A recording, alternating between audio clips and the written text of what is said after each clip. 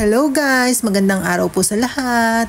At eto nga'y kagigising lang po namin ni Baby Ryle. At ayan na medyo nagmumuryot ang bebehan. Kaya pumunta kami ngayon sa labas. Kasi nga medyo mainit ang panahon ngayon. At kada umaga nga ganyan ang routine naming mag-ina. Pumupunta kami sa labas para makapagpahangin. At pamiyamiya nakakatulog na si Baby Ryle kapag ganyan. Hintay ko lang siya makatulog at ipapasok ko ulit siya sa loob. Kung nakatulog na siya, tsaka dun pa lang ako mag-aalmusal. Laging ganun na naging routine namin kada umaga. Kaya ang ginagawa ko pinapadede ko muna. Tapos lalabas kami para in case na makatulog siya hindi siya gutom. Grabe kasi ang init ngayon dito napakasakit naman talaga sa balat. Kaya nga ako nagkakabutlik-butlig na ang balat ko sa init. At hindi nga kami makapunta ngayon ng park ni Baby Ryle kasi nga napakaraming insekto. Yung bang maliliit tapos tumatalon-talon pa.